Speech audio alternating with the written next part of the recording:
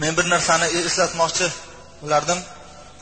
Dunyo olimlaridan Abdulfatto Abu G'udda degan olim juda katta buyuk insonlardan, asli Suriya olimlaridan, oxiri Saudiya Arabistonida o'tdi. Mana vafotlari hozir 10 yil muqaddam vafot etgan.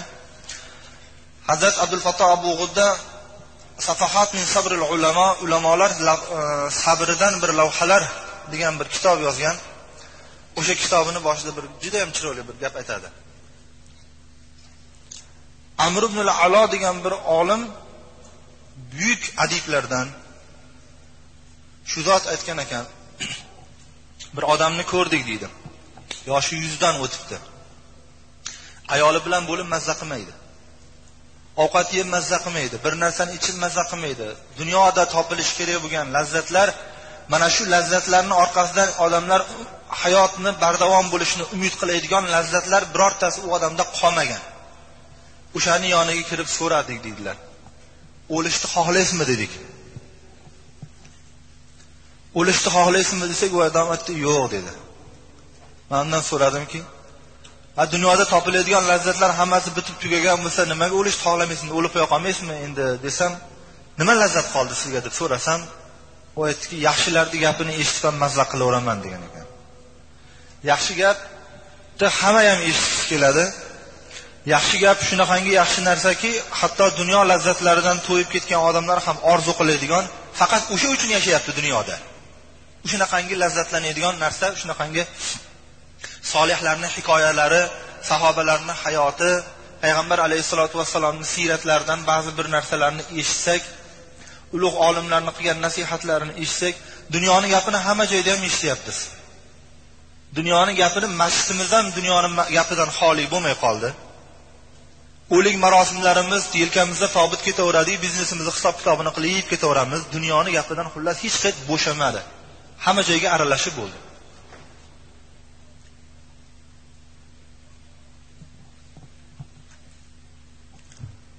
Bir olimni oldiga borganda qanaqangi odob bilan o'tirish kerak? Shuncha joyga borganimizda dunyo gaplari hamma joyga aralashdi. Endi bir olimni oldiga o'tirganimizda bir ahli ilm bo'lsa, olimligi qay darajada bizdan ko'ra salgina ilmliroq bo'lsa, yo'q bo'ldi. O'shandan bir narsa so'rashimiz o'rnimizga ilmli odamlar qatnashgan joyda ham faqat o'sha dunyomizdan gaplashib, haligi ilmli odamni ham o'zimiz dunyomizni, suhbatimizga aralashtiravermasdan halol haromimizni so'rashimiz kerak. 30 ga qarab ketyapmiz hammamiz ham. 30 ga qarab. Bu gapni men ko'p takrorlab gapirganman. 30 ga kirgan odamimizni gapirib beradigan 30 minutlik hayotimiz yo'q bizda. Foydali qilgan ishimiz yo'q bizda. Boyib ketib dunyoni ishini qoyillatib, dunyoni hammasini gulzor qilib o'rganimiz yo'q. Oxiratda obod qilib o'rganimiz yo'q. Hozir o'lasan, qabrga olib ketadigan dasturxon bormisan desa, hech qanaqa dasturxon yo'q. Vaholanki bir kattaroq, boyvachcharoq bir odamni uyiga borsak, uyiga dasturxonsiz kirgani biz xijolat bo'lyapmiz. Nima deymiz? Qanaqa qilib betiga qaraymiz, quruq qanaqa qilib kirib boramiz. Ammo Parvardigori olam rahmatal lil alaminning huzuriga borganda bedasturxon kirishni xavfini hech kim qilgani yo'q.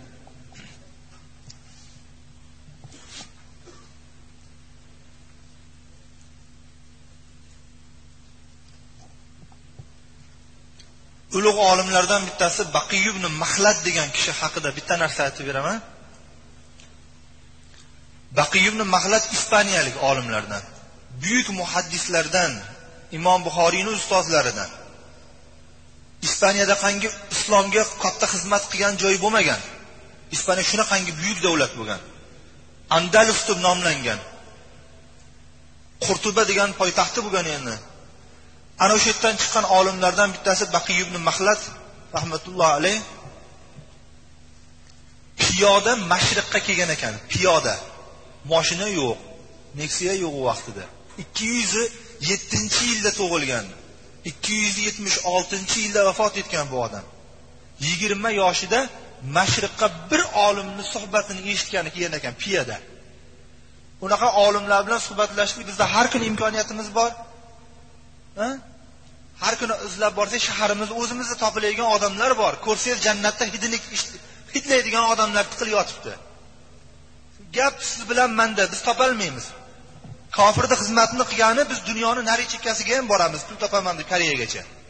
Lekin bitta olim bor ekan, uni oldiga puli yo'qligi uchun biz bormaymiz uni. Bizdan bir narsa umid qilib qolmasin deb qo'rqamiz.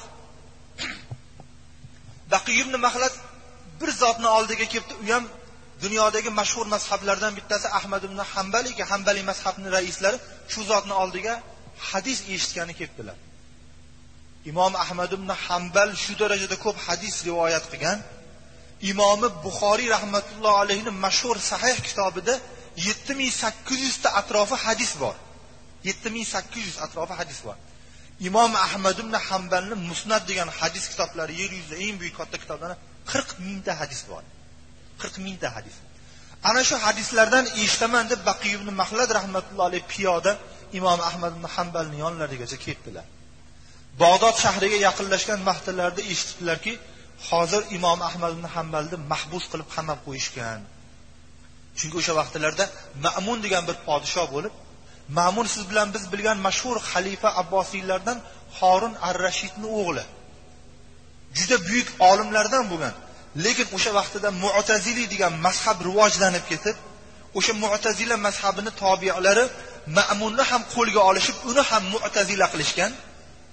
Mu'tazilalarni ajrab turadigan e'tiqodlardan bittasi Qur'onni maxluq deb biladi.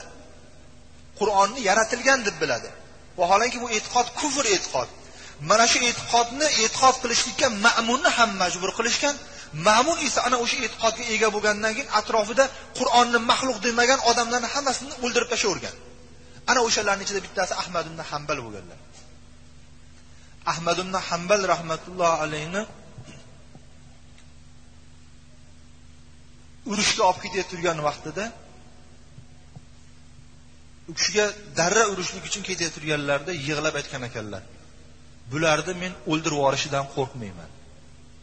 O'ldirib yuborishidan qo'rqmayman. Sababi o'lib ketsam shahid bo'laman. Shu e'tiqodimni saqlash uchun o'lsam shahid bo'laman. Meni qamab yuborishidan ham qo'rqmayman. Qamasa bitta uyda ichida yotaman, uyim ham shu bir uy, u ham bir uy.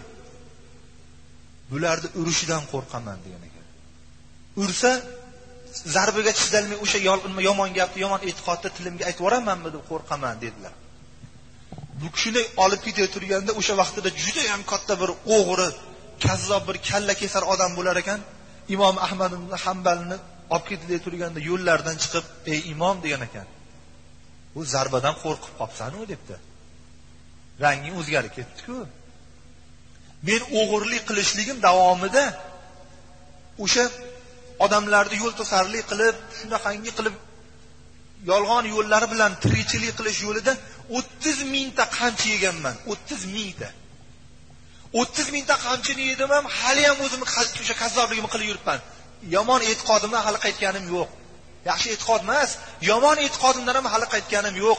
4-5 ta zarbani yeb qo'ysam ham haq gapingdan qaytib qolavermagin debdi. Ahmad ibn Hanbalni olib kelib uray turgan vaqtlarida yonlarida bittasi ahvollarini ko'rib, bitta piyolada suv olib kelib, shunday uray turgan odam aytayaptiki, agar mana shu zarbam bilan ursam pilni yorib yuboraman deydi. Pilni yorib yuboraman. Har urganimda Ahmad ibn Hanbalning tili og'zidan chiqib ketsa kerak deb uraman, lekin bu odam buncha ham sabrli ekan dedi. Bir odam shu qiynalib turgan holatlarida qo'lda bitta piyolada suvni olib borib, ta'sir chanqab ketdi, ichib oling desa, ro'zaman degan ekanlar. O'sha ahvolga yana ro'za ekan. Endi mana shu Ahmad ibn Hanbal mana shunaqa musibatlarda turib lekin o'lmaganlar. Lekin bu ishlarga majbur qilgan Harun ar-Rashidning o'g'li o'sha Ma'mun o'lib ketgandan keyin bu kishi keyin nimaga chiqqan? Yorug'likqa chiqqan.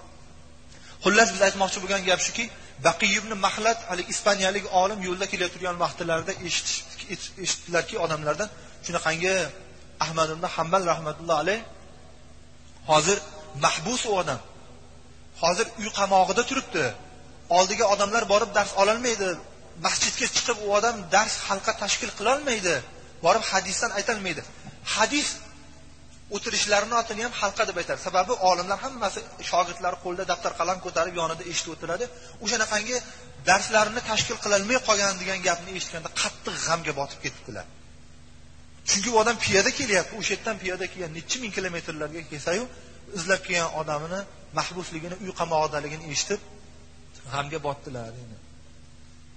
Kelib birinchi yuklarini bir karvonsaroydan ijaraga bir xonani olib qo'yib darrov masjidga borib turadi. masjidda o'sha hadis bayon qilib turgan muhaddislarning atrofida quloq solib borib o'tirdilar hammasiga.